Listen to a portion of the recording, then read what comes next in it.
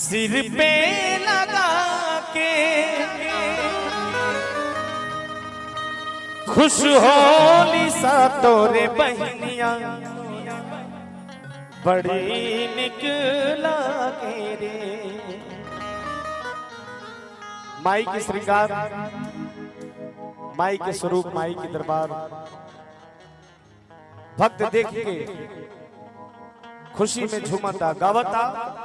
मैया के पाँव पे जनिया बड़ी निकला के रे। मैया के पाँव पे जनिया बड़ी निकला के रे, बड़ी निकला के रे, बड़ी निकला के रे, बड़ी निकला के रे, बड़ी निकला के रे। मैया के पाँव पे जनिया बड़ी निकला के रे।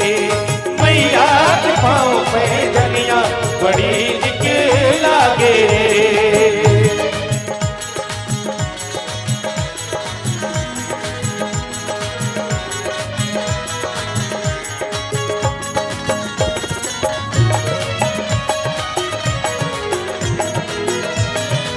जय हो जय हो।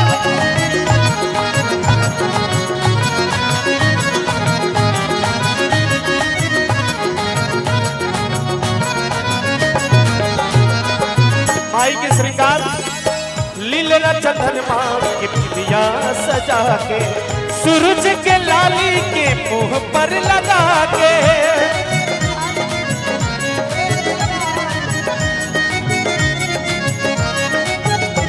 ओ लीला चंदन माँ के पिया लगा के सूरज के लाली के मुंह पे लगा के, मुंह पे लगा के। देहिया से चमके चंदनिया बड़ी निकला के रे। देहिया से चमके चंदनिया बड़ी निकला के रे, बड़ी निकला के रे, बड़ी निकला के रे, बड़ी निकला के रे, बड़ी निकला के रे। मैया के पाँव पे जनिया बड़ी निकला के रे। मैया के पाँव पे जनिया बड़ी निकला के रे। एक आवश्यक सूचना है कि जागरण के साथ साथ महाभंडारे की भी व्यवस्था है। महाप्रसाद का वितरण आरंभ हो चुका है।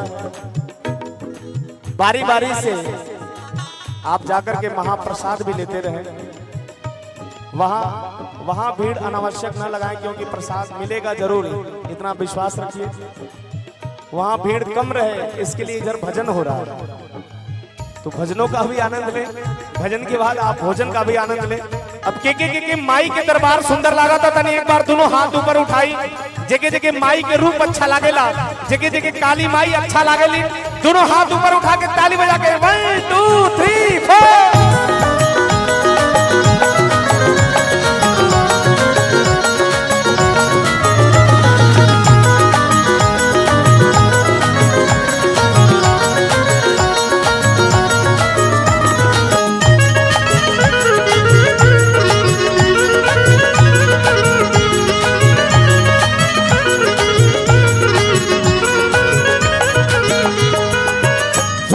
फुलवा के गजरा बना के तिलवा लवंगिया के सिर पे लगा के।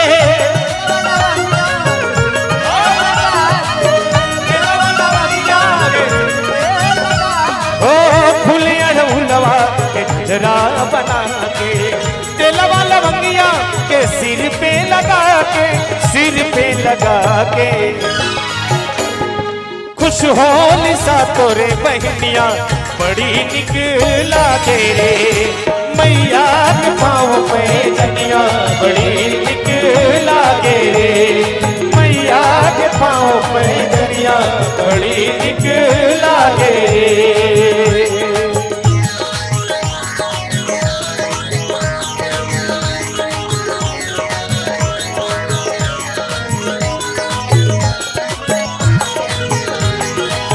जय हो जय हो।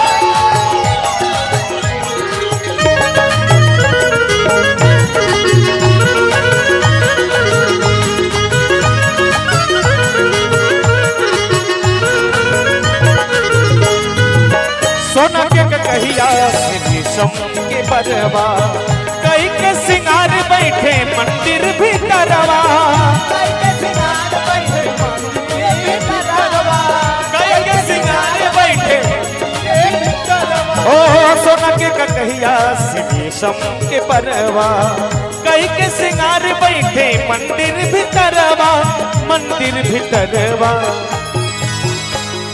शोभेली बन के दुल्हनिया बड़ी निक लागे रे, शोभेली बन के दुल्हनिया बड़ी निक लागे रे, बड़ी निक लागे रे, बड़ी निक लागे रे, बड़ी निक लागे रे, बड़ी निक लागे रे।